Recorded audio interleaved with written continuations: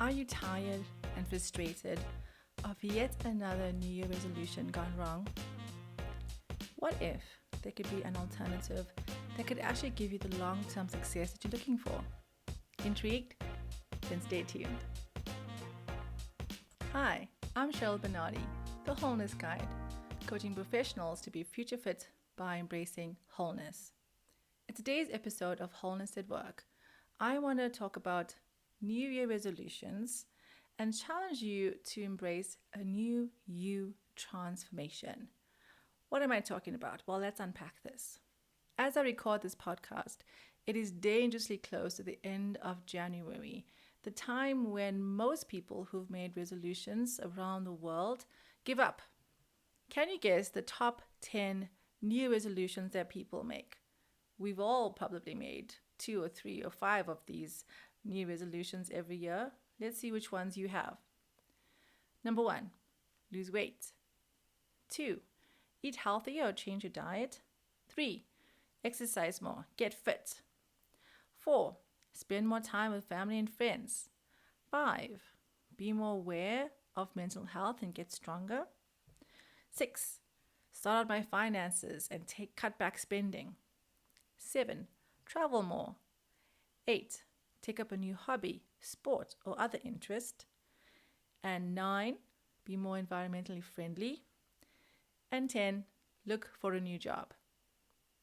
Which ones of these 10 have you focused on for the year? I'm guessing that in light of the great resignations we're currently experiencing, that looking for a new job or considering your career path options might be at the top of this list, as well as losing weight and maybe sorting out your finances. When it comes to New Year resolutions, why do people fail at it? Why is it a vicious cycle of hope and then quick death of our desire? Well, I think that the problem also lies in the very word itself, resolution. It means to resolve something. So now that creates a problem that you want to fix. And most of the time, it's you. So there's something broken in your life, my finances or my relationships or my job or my career path, and I have to fix this. The problem with the resolution is that we expect it to change in a very short space of time. So it's something that we know that needs time and attention. It's been gnawing at us because we've been feeling the pressure of perhaps a toxic environment at work or even a toxic relationship. And so we kind of use the momentum of the calendar changing to say, this is when things will change in a snap of a finger. And change doesn't work that way. Change is over time and intention and a lot of self-awareness and a commitment to long-term growth. So obviously in the first month, it's not going to change that drastically. And that's where people lose hope because it was harder than they thought it was going to be, and they give up.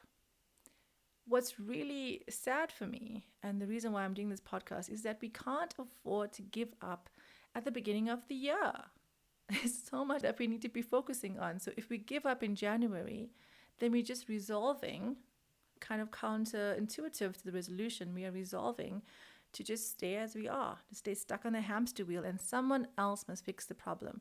Someone else must come fix my life because I've tried and I've failed. Do you see and hear the guilt and shame that is part of this downward spiral of making a resolution? It's a repression of our deepest desires, and when we try and go for it in a short space of time and it doesn't get fulfilled, it's almost like a confirmation that we couldn't do it. It's a self-fulfilling prophecy. When we can't achieve our goal in a short space of time, we'll say, well, you see, I knew I couldn't do it, and so life just has to stay the way it is. But I want to suggest to you something different, something that could be for you and for me and people who embrace the process of transformation, something that is actually lifelong. So when a new year starts, it's just a refreshing of the target, refreshing of the goals to say, how am I doing in these areas? What shifts can I make but you're already on this momentum of change and transformation, and you're not expecting massive, dramatic things to happen by the end of January. I want to use the case study of a recent coaching client of mine that really showcases the power of real transformation. We started last year, not quite at the beginning of the year, but close to that. And when she came to me, she said, "Cheryl, I feel stuck." Her biggest intention with the coaching was that she wanted to pass the specific exams that would help her in her profession. It is a very difficult exam to pass. Few people actually do pass and get to that goal, but it's been a goal that she had for many years. And she says, if I pass these exams, it will mean something to me. And so as we started unpacking core beliefs that drive behavior, that's what we have to do, because if we don't figure out what we're really believing, then we'll just keep going through our lives subconsciously wondering why things aren't working out. Unpacking core beliefs are powerful because then we can start to assess, is this core belief that I have helping me or harming me? Is it liberating or limiting? And if it is limiting, to then ask the question, what else might be true? So maybe the core belief is, I don't believe I'm able to pass the exam. What else might be true could be, if I change these things about my focus in the next couple of months, I might be able to actually pass this time. This is the messy process of change and transformation that most people, they want change to be easier. And so taking a limiting belief and then saying what else might be true, and holding those two seemingly opposing beliefs together in your mind and making the choices whenever the mind battle happens, is to say, I'm going to keep trying. I'm going to keep learning. I know I might not do it overnight. I know I might fail again. But this is important to me because there's a bigger goal, there's a bigger vision. This is what passing these exams is going to help me to achieve. Holding that liberating belief while still fighting that limiting belief is really at the crux of what it takes to be resilient. Deciding I'm going to keep going even if I fail. And so when this client of mine, who was very open to the coaching process, ready for change, pushed herself out of a comfort zone, was able to say, I'm going to keep allowing myself to be challenged in these sessions and to identify potential blind spots and to actually address them. The amazing result was, can you guess? She passed the exams. It was so exciting. I celebrated as if I wrote the exams, and I know she did all the hard work. But for me, that was such a powerful shift to see because she was capable all along. She could do it all along. She just had to believe this time that she was capable and strong. And therein lies the fundamental shift of not just doing a New Year resolution based on perfectionism, which is a cycle of this bar that I can never ever reach, which is placing us at a distance from our desired result, to taking on the transformative process of change and saying, you know what, change is in this moment. My success is in this moment when I choose to study versus going out and seeing my friends because I have a reason for why I'm doing it. There's more meaning and purpose behind it. And so it brings that change and transformation and that result closer to us. So can you imagine just the relief and the joy and the excitement of this client when she finally was able to pass the exams? It meant so much. It was a big key. It was an open door again. She was able to get unstuck because she dared to believe differently. She dared to believe that maybe this time I can do it because I'm capable and I'm strong. The very first thing I challenged her with in our sessions was, I'm not broken. When you have a resolution and you're trying to achieve all these results, if you don't believe that you are capable and strong and powerful, and you need the external result to prove your worthiness, that is self-sabotage. When you start believing, hey, I'm capable, I'm strong, I'm whole, I'm not broken, I don't have to fix anything, I can, with my power of belief of who I am and my purpose, I can do the hard work that's necessary to achieve this goal. But if I fail, it's not going to destroy me. I'm going to keep going because this result doesn't define me. I am defining my own worth, and I'm already valuable. I'm already whole. That shift in mindset is so powerful. Imagine if you adopt that philosophy, that approach when trying something new. What really helps with this process is discovering or defining your purpose statement. You can call it a life vision, a purpose statement, discovering your why.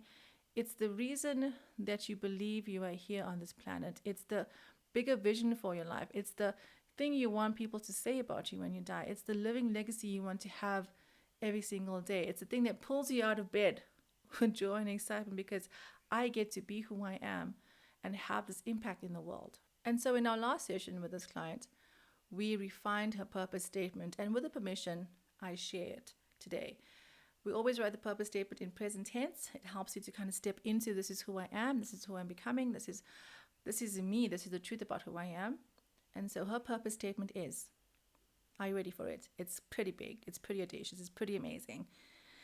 Her purpose statement is, I am a passionate solutions finder who awakens latent generational wealth builders. I know it's a lot to take in. I'll repeat this. I'm a passionate solutions finder who awakens latent generational wealth builders. Obviously, there's a process around this in identifying the 4 components of your purpose statement, which we define as your identity, your passions, your abilities, and your dreams. As you unpack all of these things about your life, your actual story of your life, the context of your life, who you want to become, what you want your life to be about, this one statement is the propelling purpose that pulls you out of things that keep you stuck. Because think about who this client, this person, this amazing individual that I know has to become. Because actually by identifying this, you're saying, I am this person. This is who I really am. So this is who I am every day. Even though I don't maybe see the fullness of it now, but I know, my spirit knows it, my soul knows it, my heart knows this, that this is who I am. This is the impact I want to leave in the world. And the most powerful thing about this whole process is that you give yourself permission to live out your purpose. It doesn't come from your family. It doesn't come from your boss. It doesn't come from your culture. It doesn't come from anywhere else, but you and your creator, however you define that, having a deep sense of meaning and purpose of, this is who I'm created to be. And we can't deny the spiritual element of purpose. We can't. Your spirit, soul, body is all connected. That's part of the wholeness process, is that if you're only living from 2/3 of yourself, you will always feel like there's something missing. So embracing your purpose statement means embracing the spiritual aspect of who you are and combining it powerfully into, this is the impact I can make in the world. Once you have your purpose statement, it becomes your compass. It becomes your true north. It helps you to have a framework for decisions. Instead of thinking about what type of job should I take next, you think, what kind of job do I need that will give me the skill sets that I have to grow into? And it could be technical skills as well as social skills, so that I can become this person that is living out this purpose. It asks the question, what type of relationships do I need? What kind of people do I need around me that can help me to become this person in this purpose statement? It also answers the question about the money, because if you have this audacious purpose statement that is larger than yourself, you have to start thinking about, what kind of financial income do I need in order to allow myself to do the work that I love? So your purpose statement is so powerful in embracing this new you transformation. And if you listen this far in the podcast, it's because there's something in you that knows. There's been this question in my heart. There's been this thing that keeps coming up, and every time I try and push it down, it comes up again. And I need to start paying attention to that, but I don't know how. I want you to take a moment, and if you are driving, please don't close your eyes. But if you're able to, close your eyes and think about the one big boulder in your life right now, that if you could change it this year, it would make all the difference. Like the client I spoke about who was able to pass her exams, it would be this big key that is unlocked in her life, this shift, this thing that was seemingly impossible that's now achievable. Maybe it's being stuck in a toxic relationship that you know is keeping you small. Maybe it's feeling frustrated in a work environment that you know, I'm just not making the impact that I want, and there's something more that I want to do. Maybe it's that survival thinking in your finances of just getting by and you can't live that way anymore. What is that thing for you? What is the thing that if this changes, I could feel free again? I could feel at peace again. What is that thing? I want you to keep it in your mind's eye and then ask yourself this question. Am I worthy of the result that I'm seeking? Am I worthy of the result that I'm seeking? If it's a relationship that you feel stuck in, maybe it's, do I really believe that someone else will love me if I leave this person? And actually the deeper question to that is, do I believe that I'm lovable? Do you see how core beliefs dictates our circumstances and where we find ourselves? So if we don't believe that we are worthy of the result that we are seeking, we will go through futile cycles of resolutions and trying and failing, and then we get stuck in a victim mindset of I've tried and I've failed and the world owes me something and I'm powerless. I want to tell you today, you are not powerless. You are worthy, you are strong, you are whole, and you are infinitely powerful. So I hope you take this challenge to embrace this new year transformation. It is compelling, it is challenging, but it's way better than a new resolution that fails. I hope you've enjoyed this episode today. If you have any questions, comments, please reach out to me on social media, LinkedIn, Facebook, and Twitter. I'll be happy to engage and answer any questions.